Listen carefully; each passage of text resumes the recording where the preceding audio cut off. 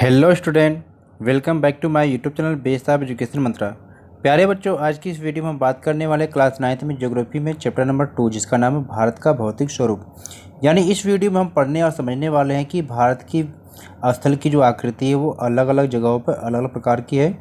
और वीडियो को like share ज़रूर करें, वीडियो को पूरा अंत तक ज़रूर देखें, क्योंकि इस वीडियो में हम क्या है भारत के भौतिक स्वरूप से संबंधित सारे पार्ट को लेकर आए हैं और चित्र के माध्यम से इस चैप्टर को बहुत ही आसानी तरीके से हम आपको समझाने की कोशिश करेंगे। तो वीडियो को पूरा अंत तक अगर आप देखेंगे तो इस चैप्टर से जो भी समस्या है वो आपको क्या है समझ में आ जाएगी। आप वीडियो को लाइक और शेयर ज़रूर करें। आप कमेंट में ज़रूर बताएं कि आपको ये वीडियो कैसे लगी। कोई भी टॉपिक आपको अगर समझ में नहीं आता है तो ज़रूर वीडियो में कमेंट करके बताएँ। तो अगर आपने चैप्टर फर्स्ट की वीडियो को नहीं देखा तो उसको भी जरूर प्लेलिस्ट से जाके दे सकते हैं, या पॉलिटिकल साइंस के चैप्टर फर्स्ट है उसको अगर नहीं देखा तो उसको भी दे सकते हैं, और इकोनॉमिक्स के चैप्टर फर्स्ट को भी आप देख सकते हैं। तो चलिए हम शुरू करते हैं वीडियो को। वीडियो बहुत छोटी होने वाली है क्योंकि हर एक टॉपिक को बहुत अच्छे तरीके से समझाया गया है। तो उम्मीद करते हैं कि आपको ये जो चैप्टर है बहुत आसानी से समझ में आ जाएगा। तो चलिए शुरू करते हैं प्यारे दोस्तों वीडियो को। तो जैसा कि आप सभी जानते हैं कि चैप्टर हमारा 2 है भूगोल का, जिसका नाम है भारत का भौतिक स्वरूप। और इसमें हम पढ़ने वाले हैं कि भारत की जो स्थल की आकृति है वो अलग अलग जगहों पर अलग अलग प्रकार की है। तो चलिए देखते हैं क्या है। यानी कि जो भारत है ये विभिन्न स्थलाकृतियों वाला एक विशाल देश है। जैसा कि आप सभी जानते हैं कि भारत के बारे में कि भारत की जो स्थल की आकृति है वो अलग अलग जगहों पर अलग अलग है। कहीं पर पर्वत है, कहीं पर पठार है, कहीं मैदान है, कहीं पर क्या है मरुस्थलीय क्षेत्र है, कहीं पर द्वीप समूह है। ठीक है, तो ये क्या है भारत की स्थल की आकृति वो अलग अलग है। इस प्रकार से क्या है भारत एक क्या है विशाल देश है। तो जैसे आप जानते हैं कि अगर आप एक विशाल मैदानी क्षेत्र से अगर जुड़े हुए हैं तो आप जानते हैं कि मैदानों से आप भली भांति परिचित भी होंगे। यानी यदि आप अगर पर्वतीय क्षेत्र से जुड़े हुए हैं तो आप जानते हैं कि पहाड़ी है, उसकी ढलान से भली भांति भी आप परिचित होंगे। अगर बात की जाती है कि भाई हमारे देश में हर प्रकार की भू आकृति यानी भूमि की आकृतियाँ पाई जाती हैं, जैसे पर्वत कहीं पर है, पठार है, मैदान है, मरुस्थल यानी रेगिस्तान क्षेत्र और द्वीप समूह है। ठीक है, यानी कि हमारे जो भारत जो ऐसा देश है जहाँ पर अलग अलग प्रकार की भू आकृतियाँ आपको देखने को मिलती है। शायद ही ऐसा कोई देश होगा जहाँ पर ये सभी प्रकार की आकृतियाँ देखने को मिलती हैं। अब क्या है, भारत की भूमि बहुत ही अधिक भौतिक विभिन्नताओं को दर्शाता है। यानी कि जो आपने देख रहे हैं कि भारत की जो भूमि है कई ये अलग अलग जगहों पर अलग अलग प्रकार की होती है। यानी कि सारी जितनी विभिन्नताएँ वो भारत में ही देखने को मिलती है। इसी के साथ क्या है, प्रायद्वीपीय जो पठार ये पृथ्वी की सतह का प्राचीनतम भाग है। यानी कि जो प्रायद्वीपीय पठार है भारत का, जिसे दक्षिण भारत भी कहते हैं आप, तो ये क्या होता है कि पृथ्वी की सतह का सबसे प्राचीनतम भाग है। कभी कभी एग्जाम में अगर आपसे पूछ दे कि पृथ्वी का जो सबसे प्राचीनतम भाग कौन सा है तो आपको याद रखना कि वो क्या है, पठार होता है। ठीक है, आगे देखते हैं। हिमालय एवं उत्तरी मैदान हाल ही में बनी स्थलाकृतियाँ। यानी कि जो हिमालय जो पर्वत है ये अभी इसका निर्माण जल्दी हुआ है, और उत्तरी मैदान जो है इसका भी निर्माण अभी जल्दी हुआ है। ठीक है, क्योंकि ये नई स्थल की आकृतियाँ हैं।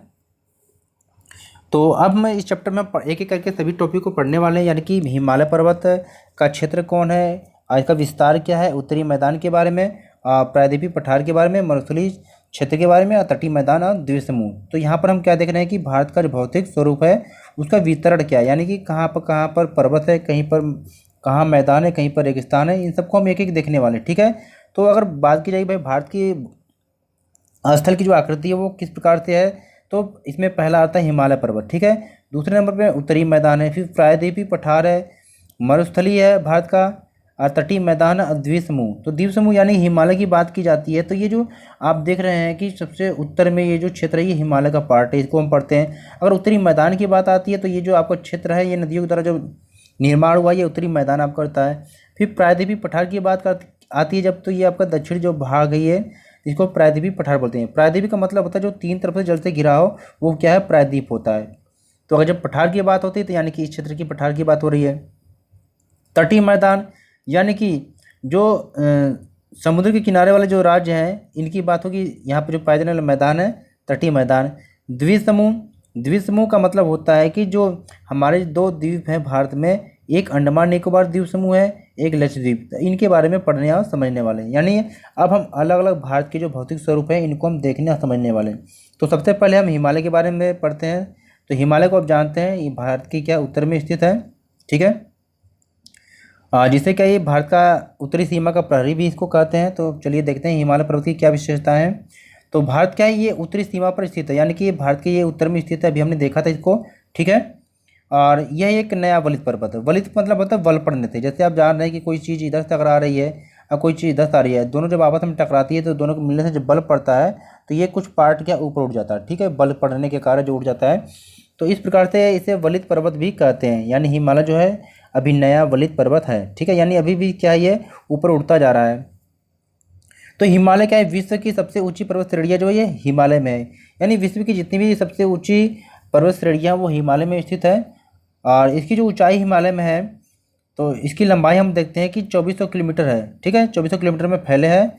यह एक अर्धवृत्त का निर्माण करता है। ये देखिए जो ये 2400 किलोमीटर में ये जो फैला हुआ है तो ये एक अर्धवृत्त का निर्माण करता है, ठीक है। अब यहाँ पर बात क्या होती है कि इसकी जो चौड़ाई है कश्मीर में 400 किलोमीटर है, ठीक है, इसकी जो चौड़ाई है कश्मीर में कितनी है, 400 किलोमीटर है। और अरुणाचल प्रदेश में क्या है, 150 किलोमीटर है, ठीक है। यानी अगर बात होती है यहाँ पर जम्मू कश्मीर की बात होती है तो यहाँ पर इसकी चौड़ाई कितनी है, 400 किलोमीटर तक है। लेकिन यही बात होती है अरुणाचल प्रदेश में, तो अरुणाचल प्रदेश में जो इसकी चौड़ाई होती है 150 किलोमीटर हो जाती है, ठीक है, क्योंकि यहाँ पर क्या है, ये सकरा हो जाता है, आप देख रहे हैं। फिर पश्चिमी भाग की अपेक्षा जो है ये पूर्वी भाग की जो ऊंचाई कम है, यानी कि ये जो आपका पश्चिम का भाग है इसकी ऊंचाई ज़्यादा है और ये जो पूर्वी भाग है इसकी ऊंचाई कम है, ठीक है। आगे देखते हैं। अब इसी प्रकार से अगर बात की जाती है भाई हिमालय का विस्तार, तो हिमालय का जो विस्तार हम बात करते हैं देशांतरी आधार पर इसका विस्तार करते हैं। तो देशांतरी विस्तार क्या मतलब होता है, चलिए देखते हैं। तो इस प्रकार से अगर जब हिमालय को बांटा किया जाएगा, ठीक है, तो ये इसका देशांतरी विस्तार हो जाएगा, यानी कि जो ये ऊपर का पार्ट हो जाएगा इसको क्या है, महान हिमालय बोलते हैं, ठीक है। महान हिमालय, आंतरिक हिमालय, हिमाद्री के नाम से जानते हैं। बीच वाले हिमालय का जो पार्ट देशांतरी आधार पर, इसको लघु हिमालय, निम्न हिमालय भी कहते हैं। और सबसे जो बाहर का जो क्षेत्र है इसे शिवालिक का भी, शिवालिक के नाम से जानते हैं, ठीक है। तो इस प्रकार से आप समझने की कोशिश करेंगे। और फिर यहाँ पर जो मध्य हिमालय, हिमालय है ये शिवालिक है, इसके जो बीच का ये जो क्षेत्र होता है इसको दून के नाम से जानते हैं। आगे हम देखेंगे, ठीक है। तो सबसे पहले अगर देशांतरी आधार पर अगर देखा जाए तो हिमालय का जो विस्तार अभी हमने देखा था, यानी इस प्रकार से जो हिमालय का जो देशांतर विस्तार है तो इस आधार पर अगर बांटा जाता है तो सबसे ये जो पहला जो भाग होता है इसको बोलते हैं महान हिमालय, ठीक है। यहाँ पर हम उसी की बात कर रहे हैं, यानी कि महान हिमालय। इसको अलग अलग नामों से जानते हैं, कभी इसको महान हिमालय, आंतरिक हिमालय या हिमाद्री के नाम से जानते हैं। इसकी विशेषता क्या है कि इसमें हिमालय के जो सभी मुख्य शिखर, यानी कि जितने भी बड़े बड़े मेन मुख्य शिखर होते हैं वो इसी हिमालय के पार्ट में स्थित हैं, ठीक है। इसमें जो 6000 मीटर की औसत ऊंचाई वाले जो ऊंचे शिखर, यानी इसकी जो ऊंचाई कितनी है, लगभग 6000 मीटर की औसत ऊंचाई है। कौन सा है, ये जो पार्ट है ये वाला, ठीक है। इसे महान हिमालय, आंतरिक भी या हिमाद्री के नाम से भी जानते हैं। और यह जो भाग है हमेशा क्या बर्फ़ से ढका रहता है, तो इसको भी आप जानेंगे। फिर आगे देखते हैं दूसरे पार्ट को, निम्न हिमालय या हिमाचल, यानी कि ये जो बीच वाला क्षेत्र है, ठीक है, ये बीच वाला जो क्षेत्र है इसे निम्न हिमालय या हिमाचल का क्षेत्र भी कहते हैं, ठीक है। और लघु हिमालय के नाम से भी जानते हैं, तो इसको भी जानेंगे। और इसकी ऊंचाई कितनी है, 3700 से लेकर 4500 मीटर की एक औसत ऊंचाई है। और लगभग पीर पंजाल सबसे लंबी, यानी इस हिमालय पार्ट में क्या है, पीर पंजाल सबसे लंबी पर श्रृंखला है।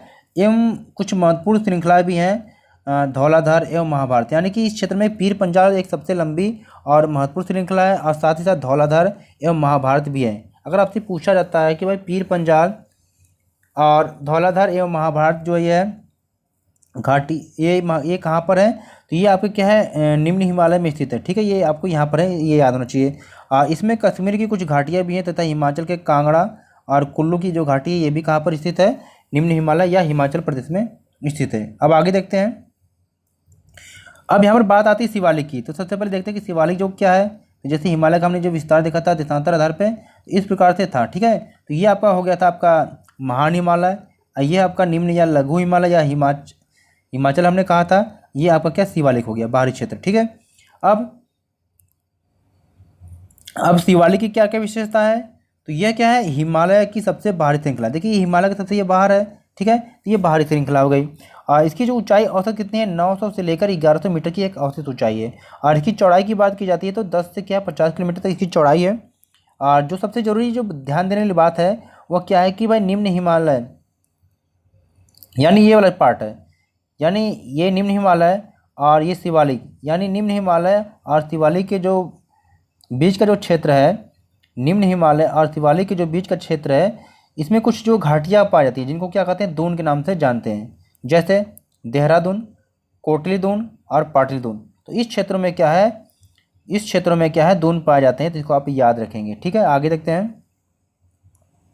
और हाँ, वीडियो को लाइक जरूर करें, जितने लोग वीडियो को देख रहे हैं तो प्लीज़ वीडियो को लाइक करें, क्योंकि वीडियो को बनाने में बहुत समय लगता है और हम इसे इजीली तरीके से बनाते हैं कि आपको बस वीडियो देख लीजिए और चित्र के माध्यम से आपको चैप्टर पूरा कंप्लीट रूप से समझ में आ जाएगा। क्योंकि अगर ये चैप्टर को अच्छी प्रकार से 1 या 2 बार वीडियो को देख लेते हैं तो आपको कहीं से भी किसी भी चैप्टर से या किसी भी वीडियो को और पढ़ने की ज़रूरत नहीं है। बहुत सारे बच्चे क्या करते हैं कि एग्ज़ाम के टाइम पे क्वेश्चन आंसर को करते हैं, तो क्वेश्चन आंसर केवल प्रैक्टिस के लिए होते हैं। जब तक आप पूरा चैप्टर को कंप्लीट रूप से समझ लेते हैं तो आपको कहीं से और भी क्वेश्चन पढ़ने की ज़रूरत नहीं है। ठीक है, बाकी प्रैक्टिस के रूप में आप क्या क्वेश्चन को देख सकते हैं, किस टाइप से क्वेश्चन पूछे जाते हैं। अब यहाँ पर हम बात करने वाले हैं कि हिमालय का जो विस्तार है वो पश्चिम से पूर्व की तरफ या क्षेत्रों के आधार पर किस प्रकार से इसको देखते हैं। ठीक है, तो चलिए देखते हैं। तो हिमालय का जो विस्तार होता है ये पश्चिम से पूर्व जो स्थित है क्षेत्रों के आधार पर हम करते हैं। बहुत ध्यान से इस क्या है डायग्राम को आप समझेंगे कि ये जो डायग्राम है आपकी किताब में नहीं बनाया गया प्यारे बच्चों।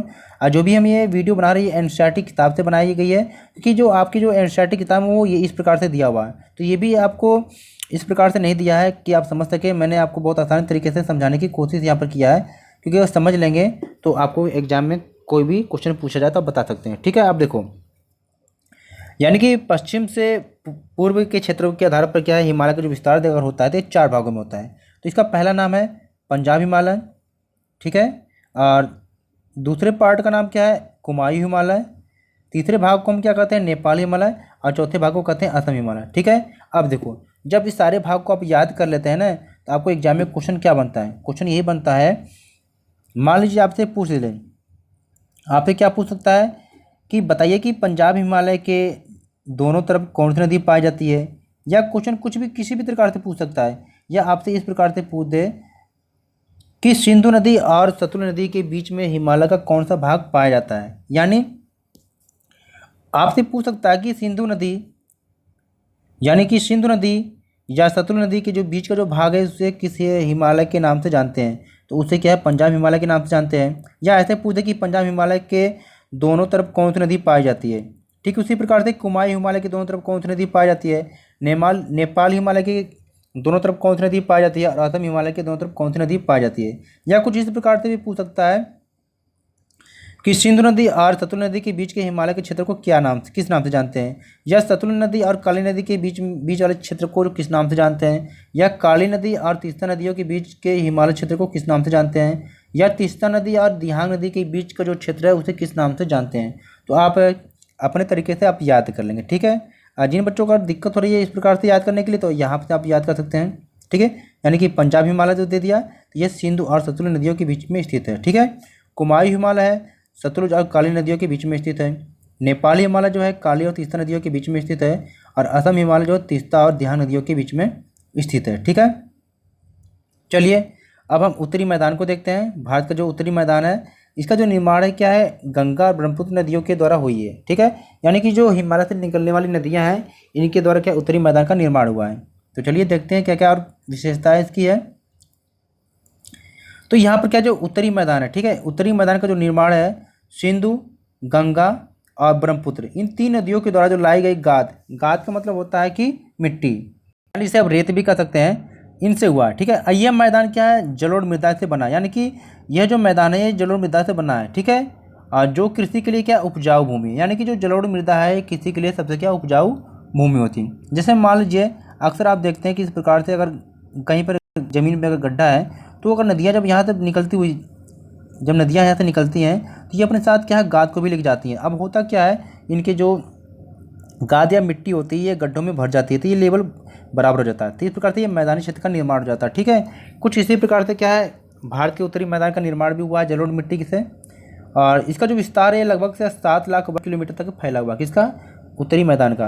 और यह मैदान लगभग 2400 किलोमीटर लंबा और 240 से 320 किलोमीटर चौड़ा भी है। ठीक है, और यह सघन जनसंख्या वाला क्षेत्र है। यहाँ पर ध्यान देने वाली बात है कि सघन जनसंख्या का मतलब क्या होता है, यानी कि अगर बात की जाए आप देखते हैं कि मैदानी क्षेत्र में तो बहुत ज़्यादा लोग रखते हैं, यानी कि जनसंख्या सबसे ज़्यादा है, और इसी की अपेक्षा अगर मरुस्थलीय क्षेत्र में की जाए, पहाड़ों पे बात की जाए तो वहाँ पर बहुत कम लोग रहते हैं। तो इसका कारण क्या है, कभी कभी एग्जाम में आपसे क्वेश्चन पूछ सकता है कि क्या कारण है कि मैदानी क्षेत्रों में जनसंख्या अधिक निवास करती है। तो बहुत ही आसान सा सिंपल सा जवाब होगा। आप इस प्रकार से बता सकते हैं कि मैदानी क्षेत्र में जो सारी सुविधाएं उपलब्ध होती है, जिसके कारण क्या लोग मैदानी क्षेत्र में ही रहना पसंद करते हैं। जैसे मान लीजिए बिजली की सुविधा है, जल की सुविधा है, यानी कि कोई भी सामान लाना है या ले जाना है, यानी सारी सुविधाएं आपको क्या मैदानी क्षेत्र में मिलती है। क्योंकि नदियाँ हैं, नदियों के किनारे जो उपजाऊ क्या ज़मीन है, जहाँ पर खेती भी बड़े अच्छे प्रकार से होती है। ठीक है, चलिए आगे देखते हैं। तो अब नदी के निचले भागों में ढाल कम होने के कारण क्या है, नदी की गति कम हो जाती है। जैसे मान लीजिए ये नदी बह रही है, ठीक है। अब ये पहाड़ों पे जब नदी रहती है तो इसकी जो क्या है ढाल बहुत ज़्यादा होती है, और जैसे जैसे ये नदी बहती रहती है तो आगे की तरफ, तो इसकी क्या ढाल कम होती है। जब ढाल कम होगी तो इसकी गति भी कम हो जाएगी। ठीक है, और जिससे होता है कि नदी द्वीपों का निर्माण होता है। अब पूरे विश्व में अगर सबसे बड़ी नदी द्वीप की बात की जाती है तो माजुली द्वीप है, जो क्या है ब्रह्मपुत्र नदी में है, वो असम राज्य में है। ठीक है, अब यहाँ पर बात करते हैं कि नदियों के जो निचले भागों में जो गाद एकत्रित हो जाने से क्या होता है, नदी कई धाराओं में बढ़ जाती है। जैसे कि होता है कि नदी इस तरह जा रही है, ठीक है। अब उसमें क्या है, यानी कि बहुत सारे जो रेत या गाद इकट्ठा हो जाते हैं, तो नदी क्या है अलग अलग धाराओं में ऐसे अलग अलग धाराओं में बढ़ जाती है नदी। तो ये क्या होता है कि इससे क्या है वितरिका नाम से जानते हैं, यानी जो नदी है वो कई धाराओं में जब बढ़ जाती है उसे वितरिकाएँ के नाम से जानते हैं। आगे देखिए, अब यहाँ पर हम देखने वाले हैं भाई उत्तरी मैदान के भी 3 उपवर्ग हैं। कैसे उपवर्ग 3 है, चलिए देखते हैं। एक इसका नाम है क्या है, पंजाब का मैदान, दूसरा है गंगा का मैदान, तीसरा है ब्रह्मपुत्र का मैदान। ठीक है, अब जो यहाँ पर जो बात होती है पंजाब का मैदान, तो ये कहाँ से कहाँ तक है, तो यह क्या उत्तरी मैदान के पश्चिमी भाग में स्थित है। यानी कि जो भारत का उत्तर का मैदान है उसके पश्चिम में जो भाग है उसे पंजाब का मैदान कहते हैं। और ये सिंधु एवं इसकी जो सहायक नदियों के द्वारा इसका निर्माण हुआ। किसके निर्माण हुआ है, पंजाब के मैदान का। ठीक है, अब आगे देखते हैं कि गंगा का मैदान का विस्तार कैसे हुआ है, तो ये हरियाणा, दिल्ली, उत्तर प्रदेश, बिहार, यानी कि ये इन राज्यों तक ये फैला हुआ है। ठीक है, आगे जो ब्रह्मपुत्र का मैदान है ये असम में स्थित है। अब यहाँ पर हम देखते हैं कि भाई आकृतियों में भिन्नता के आधार पर भी जो उत्तरी मैदान है इसको भी कुछ निम्न प्रकार से भागों में बांटा गया है। तो आकृति में भिन्नता के आधार पर किस प्रकार से मैदान को बांटा गया, तो चलिए देखते हैं। तो जैसे भी एग्जाम में क्वेश्चन आपसे पूछता है कि भाबर क्या है, ठीक है, तो इसे नोट कर लीजिएगा, भाबर का मतलब होता क्या है। तो नीचे चित्र के माध्यम से आपको समझाने की कोशिश की गई है, तो मैप में देखने की कोशिश आप करेंगे कि जैसे मान लीजिए नदियाँ जो है पर्वतों से निकलती हैं। ठीक है, अब नदियाँ पर्वतों से जब निकलती हैं तो जब यहाँ पर ढलान ज़्यादा होगा तो जो पत्थर के टुकड़े साथ रहेंगे तो पत्थर के टुकड़े क्या है इस पर्वत पे टिकेंगे नहीं। कहाँ पर टिकेंगे, जब जमीन जहाँ पर समतल होगी। जैसे यहाँ पर देखिए पत्थर के टुकड़े यहाँ पर इकट्ठा होना शुरू हो गए। अब देखिए पत्थर तो यहाँ पर रुक जाएंगे, लेकिन क्या पानी रुक सकता है पत्थरों के बीच से, नहीं। तो पानी क्या होता है कि वो पत्थरों के अंदर अंदर से क्या बहते हुए आगे बढ़ जाता है। तो ये जो पत्थर के जो टुकड़े इकट्ठे हुए हैं इनको ही क्या कहते हैं, भाबर। ठीक है, तो यहाँ पर आप ध्यान देंगे, इसको क्या कहते हैं, भाबर। तो यहाँ पर यही दिया कि भाई नदियाँ क्या होती है पर्वतों से नीचे उतरते समय शिवालिक की ढाल पर, क्योंकि देखिए अभी हमने देखा था ये हिमालय का विस्तार था, तो ये जो बाहरी वाला पार्ट था ये शिवालिक था। ठीक है, यानी शिवालिक की ढाल पर क्या 8 से 16 किलोमीटर की चौड़ी पट्टी में गुटिका का निक्षेपण करती है, जिससे क्या कहते हैं, भाबर। ठीक है, ये जो गुटिका का निक्षेपण यहाँ पर हो रहा है इसे ही कहते हैं भाबर। ठीक है, आगे देखिए। अब तराई क्या होता है, अब भाबर के दक्षिण में जो दलदली यानी कि जो नम क्षेत्र होता है उसे हम कहते हैं तराई। देखिए अब नदी क्या है ढलान से बढ़ती होती जाती है तो यहाँ पर पत्थरों का इकट्ठा कर देती है, तो ये क्या हो गया, भाबर हो गया। अब आगे क्या जो मैदान होता है, ये तो नदी जो होती है यहाँ पर ये दलदली क्षेत्र का निर्माण होता है, जिसे हम तराई क्षेत्र भी कहते हैं। ठीक है, तो यहाँ पर यही है कि भाबर के दक्षिण में क्या है, दलदली, जिसे नम क्षेत्र भी कहते हैं। ठीक है, अब आगे देखिए भांगर। अब क्या ये जो जलोढ़ मिट्टी के 2 प्रकार होते हैं, बांगर और खादर। कभी कभी इसको भांगर भी बोल देते हैं, तो बांगर हो या भांगर हो एक ही है। ठीक है, इसमें कोई डिफरेंट नहीं है। तो इसे क्या है, ये पुरानी जलोढ़ मिट्टी होती है, जो भांगर कर लीजिए बांगर कर लीजिए, पुरानी जलोढ़ मिट्टी होती है। आइए क्या होती है, कंकरीली होती है, इसको भी थोड़ा ध्यान रखेंगे। और तो ये देखिए आप यहाँ पर क्या है, ये बांगर है। ठीक है, ये जो मैदानी क्षेत्र है ये क्या है, बांगर है, पुरानी जलोढ़ मिट्टी है। खादर का मतलब यहाँ पर ये हो गया, खादर जो है यह एक क्या है, नई जलोढ़ मिट्टी होती है। और नए निक्षेप यानी कि इसका निर्माण नया नया होता है, और इसका जो निर्माण है ये प्रत्येक वर्ष होता रहता है। और यह क्या है, अधिक उपजाऊ होती है, जो खेती के लिए सर्वोत्तम होती है। तो ये जो मिट्टी का निर्माण हो रहा है ये क्या खादर है। तो इस मैप के माध्यम से आप समझने की कोशिश करेंगे, और वीडियो को लाइक शेयर जरूर करें। ठीक है, और वीडियो चैनल पर अगर नए हैं तो चैनल को सब्सक्राइब जरूर करें, जिससे आपकी क्लास से संबंधित जितने भी चैप्टर की एक्सप्लेनेशन वीडियो या नोट्स आपको प्रोवाइड करा जाए, आपको आसानी से मिल सके। और अपने दोस्तों के साथ वीडियो को शेयर जरूर करें। कमेंट में ज़रूर बताएं कि वीडियो आपको कैसे लगी। क्या इस तरह के सारे चैप्टर की वीडियो बना देनी चाहिए, तो कमेंट में ज़रूर बताएं। जितनी जल्दी आप कमेंट करेंगे, वीडियो को लाइक करेंगे, उतनी जल्दी हम क्या है वीडियो को सारे चैप्टर यानी कि चैप्टर के सारे वीडियो को एक एक लेकर आएंगे। ठीक है, अब हम प्रायद्वीपीय पठार को पढ़ने और समझने वाले हैं। अब पठार का जो मतलब क्या होता है, बहुत सारे बच्चे क्या पर्वत और पठार को एक ही समझ लेते हैं, लेकिन ऐसा कुछ नहीं है। पठार का मतलब क्या होता है, ये जो ऊपर का भाग होता है ना, ये मेज की तरह क्या होता है, समतल होता है। अब पर्वत कुछ इस प्रकार से होता है, यानी कि उसकी जो शिखा होती है वो क्या नुकीली होती है, आधार चौड़ा होता है। ठीक है, तो इसे अंतर समझेंगे पर्वत और पठार में।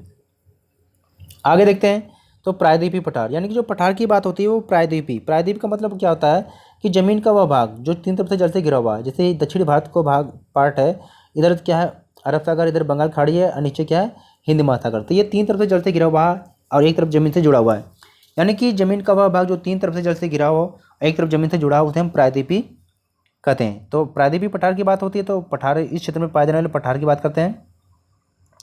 तो प्रायद्वीपीय जो पठार है एक मेज की आकृति वाला स्थल है, जो भी हमने देखा था,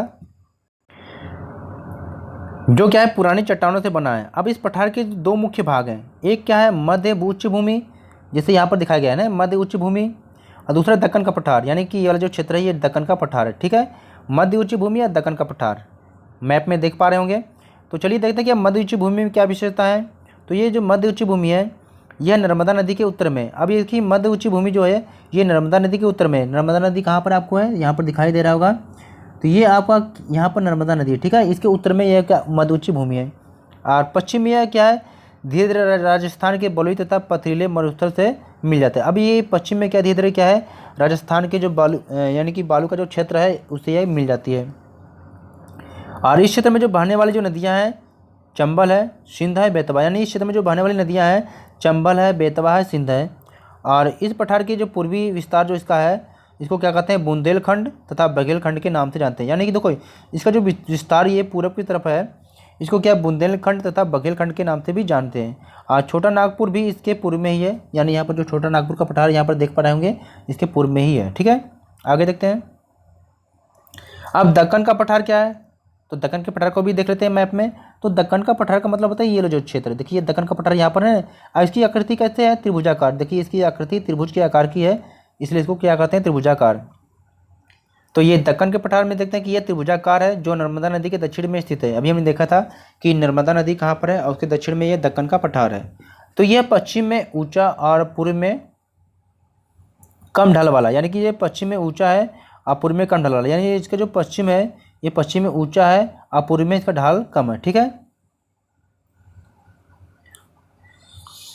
यहाँ काली मिट्टी पाई जाती है जिसे क्या है दक्कन ट्रैप के नाम से भी जानते हैं। तो ये भी समझेंगे कि भाई यहाँ पर जो काली मिट्टी पाई जाती है उसके दक्कन ट्रैप के नाम से जानते हैं। पठार के पूर्वी सिरे पर पूर्वी घाट और पश्चिमी सिरे पर पश्चिमी घाट, यानी कि पठार के जो पूर्वी सिरे पर जो है उसे पूर्वी घाट कहते हैं और पश्चिमी सिरे पर पश्चिमी घाट के नाम से जानते हैं। और एक बात ध्यान रखेंगे कि जो पूर्वी घाट क्या सतत नहीं है, यानी जो पूर्वी घाट है क्या है सतत नहीं है, यानी ये जो पूर्व का घाट है ये बराबर नहीं है, क्योंकि इसकी जो नदियाँ बहने वाली है और नदियों के द्वारा जो क्या है इसको काट दिया गया है। अब पश्चिमी घाट क्या है लगातार है। तो यही बताया गया कि भाई पूर्वी घाट सतत नहीं है, बंगाल की खाड़ी में गिरने वाली जो नदियों इसके द्वारा इसको काट दिया जाता है। पश्चिमी घाट में जो पर्वतीय वर्षा होती है, यानी जो पश्चिम का जो ये पार्ट है ना यहाँ पर क्या वर्षा जो होती है पर्वतीय वर्षा होती है।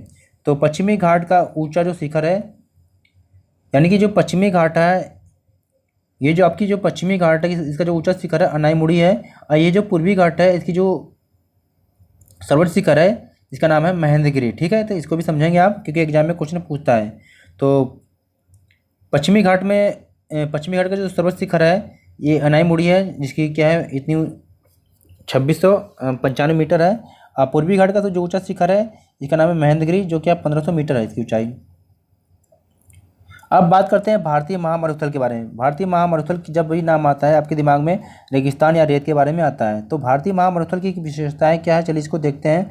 तो बहुत कम ही लोग ऐसे होंगे जो रेगिस्तानी क्षेत्रों में जाना चाहेंगे या निवास करना चाहेंगे। तो ये अरावली पहाड़ी के पश्चिमी किनारे पर थार का मरुस्थल है, यानी जो भारतीय मरुस्थल उसका नाम क्या है थार का मरुस्थल है। यह बालू के टिब्बों से ढका है, यानी कि देखते हैं कि बहुत बड़े बड़े क्या है ढेर लग जाते हैं बालू के, तो उसको बालू टिब्बे कहते हैं। यहाँ पेड़ बहुत कम होते हैं। रेगिस्तानी क्षेत्रों में आप जानते हैं कि यहाँ पर पेड़ बहुत कम पाए जाते हैं, यानी वही पेड़ क्या है रेगिस्तानी क्षेत्र में पनप सकते हैं जो क्या कम जल में क्या है पनपने की इनकी क्षमता, यानी कि जो कांटे वाले जो पेड़ होते हैं ना वो क्या है रेगिस्तानी क्षेत्रों में उगते हैं, जैसे कि या बबूल हो गया, कीकर हो गया, कैक्टस हो गया, कुछ ये नाम है।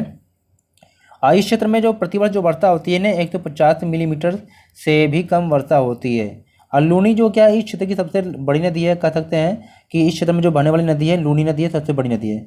तो जैसलमेर जो होता है इसमें क्या है बहुत से बालू के टीले पाए जाते हैं, यानी कि जो जैसलमेर क्षेत्र है ये राजस्थान का सबसे गर्म क्षेत्र है। अब हम बात करने वाले हैं भारत के तटीय मैदान के बारे में। अब तटीय मैदान का मतलब क्या होता है, यानी कि जो समुद्र के जो किनारे वाले जो राज्य है ना यहाँ पे जो मैदान पाया जाता है इसे तटीय मैदान कहते हैं। चित्र में आप देख पा रहे होंगे, ठीक है। चलिए देखते हैं। तो तटीय मैदान जब यहाँ पर बात की जाती है तो सबसे पहले कि प्रायद्वीपीय पठार के जो किनारे पर जो मैदान होते हैं, कि प्रायद्वीपीय पठार के जो किनारों पर जो स्थित जो होते हैं ये पश्चिम एवं पूर्व की दोनों तरफ है, यानी कि देखिए पश्चिम की तरफ भी है और पूर्व की तरफ भी है, ठीक है। अब यहाँ पर देखते हैं कि पश्चिम में जो है ये अरब सागर से लेकर पूर्व में बंगाल की खाड़ी तक विस्तृत है, यानी कि जो तटीय मैदान है ना ये पश्चिम में अरब सागर से लेकर पूर्व में बंगाल की खाड़ी तक क्या है ये तटीय मैदान फैले हुए हैं। अब यहाँ पर हम देखते हैं कि पश्चिमी जो तट है, जो पश्चिमी तट है आपका पश्चिमी घाट तथा अरब सागर के बीच स्थित एक संकीर्ण मैदान है। बात हम लेने की कोशिश करेंगे, यानी ये जो आपका मान लीजिए पश्चिमी तट आपका है, ठीक है। मान लीजिए पश्चिमी तट है, आज की एक तरफ ये क्या पश्चिमी घाट हो गया और इधर ये आपका अरब सागर, ठीक है। तो इसमें यही कहा जा रहा है कि जो पश्चिमी तट है नहीं आपका ये, ठीक है, ये जो पश्चिमी तट है पश्चिमी घाट और अरब सागर के जो बीच का जो ये संकीर्ण मैदान है, संकीर्ण मतलब पतला सा एक मैदान है, ठीक है। इस मैदान के 3 भाग है। ध्यान देंगे कि ये जो आपका जो पश्चिमी जो आपका तट है ना इस मैदान के क्या 3 भाग हैं। कैसे कैसे, तट के उत्तरी भाग को, यानी ये जो भाग है ना तट का उत्तरी भाग है, यानी आप कह सकते हैं कि महाराष्ट्र से गोवा तक जो है इसको क्या कहते हैं कोंकण तट के नाम से जानते हैं, ये एग्जाम में पूछता है, ठीक है। मुंबई तथा गोवा तक का होता है। मध्य भाग को ये जो बीच का जो पार्ट है ना ये बीच वाले पार्ट को क्या कहते हैं कन्नड़, ठीक है, कन्नड़ का मैदान कहते हैं। एवं दक्षिणी जो भाग को क्या मालाबार तट कहते हैं, यानी ये जो पार्ट है ना इसको मालाबार तट कहते हैं, ठीक है। इसी प्रकार से बंगाल की खाड़ी के साथ जो विस्तृत मैदान भी है और चौड़ा एवं समतल है, और इसके उत्तरी भाग को क्या करते हैं उत्तरी सरकार, यानी जो उत्तरी भाग है ये पूर्वी तट को इसको क्या कहते हैं उत्तरी सरकार कहते हैं। जबकि जो दक्षिणी भाग है इसको क्या कोरोमंडल तट कहते हैं, यानी जो दक्षिण का जो ये पार्ट है इसको कोरोमंडल तट के नाम से जानते हैं। तो इस आपको याद होना चाहिए कि जो पश्चिमी तट है इसका विस्तार 3 भागों में है, कोंकण है, कन्नड़ है और मालाबार है, ठीक है। आगे देखते हैं। अब बात करते हैं द्वीप समूह के बारे में, यानी कि भारत में द्वीप समूह है तो कौन कौन से हैं इसको देखते हैं। तो यहाँ पर जो द्वीप समूह की जो बात आती है तो हमारे सामने बस 2 द्वीप आते हैं जो भारत के हैं, अंडमान निकोबार द्वीप समूह और लक्षद्वीप, ठीक है। अब क्या है उत्तर में क्या है अंडमान और दक्षिण में निकोबार स्थित है। अब जो अंडमान निकोबार द्वीप समूह है तो ये जो उत्तर में है, जैसे मान लीजिए इस प्रकार से आपके क्या है बहुत सारे क्या है द्वीप समूह है अंडमान निकोबार में। अब मान लीजिए 2 पार्ट कर लेते हैं, तो जो उत्तर में है वो क्या है अंडमान एवं दक्षिण में निकोबार है, ठीक है। अब क्या है कि लक्षद्वीप क्या है द्वीपों का यह समूह जो है छोटे प्रवाल द्वीपों से बना, यानी कि जो लक्षद्वीप है ना ये छोटे जो प्रवाल द्वीपों से ये बना है। अब इसको क्या कहते हैं, पहले इसका नाम लक्षद्वीप नहीं था, इसको पहले क्या था लकाद्वीप, इसको पहले लकाद्वीप, मिनिकॉय तथा एमीन द्वीप के नाम से भी जानते थे। अब 1973 में इसका नाम जो बदल कर क्या है लक्षद्वीप रखा गया था। यह 32 वर्ग किलोमीटर के एक छोटे से क्षेत्र में फैला हुआ है। और पिटली जो द्वीप है जहाँ क्या मनुष्य का निवास नहीं है, यानी जो पिटली द्वीप है जहाँ पर मनुष्य का निवास नहीं है वहाँ क्या पक्षी अभ्यारण्य बनाया गया, ठीक है। तो इस प्रकार से इस चैप्टर को हमने बहुत इजीली तरीके से चित्रों के माध्यम से समझाने की कोशिश की है। तो उम्मीद करते हैं कि आपको ये चैप्टर बड़े अच्छे प्रकार से समझ में आ गया होगा। तो वीडियो को लाइक शेयर जरूर करें और कमेंट करके जरूर बताएं कि आपको ये वीडियो कैसी लगी। अगर आपको इसकी PDF चाहिए तो हमारे टेलीग्राम ग्रुप से जुड़ सकते हैं, यानी कि बेस ऑफ एजुकेशन मंदिर टेलीग्राम ग्रुप को ज्वाइन करें और इसकी PDF वहाँ से ले लीजिए, ठीक है। और चैनल पर नए तो चैनल को सब्सक्राइब जरूर करें, जिससे क्या है सभी प्रकार की वीडियो की नोटिफिकेशन आपको नोट्स मिल सके। और हमें इंस्टाग्राम पे भी आप क्या है फॉलो कर सकते हैं, ठीक है। तो चलिए प्यारे बच्चों फिर मिलते हैं नई वीडियो के साथ, तब तक नमस्कार।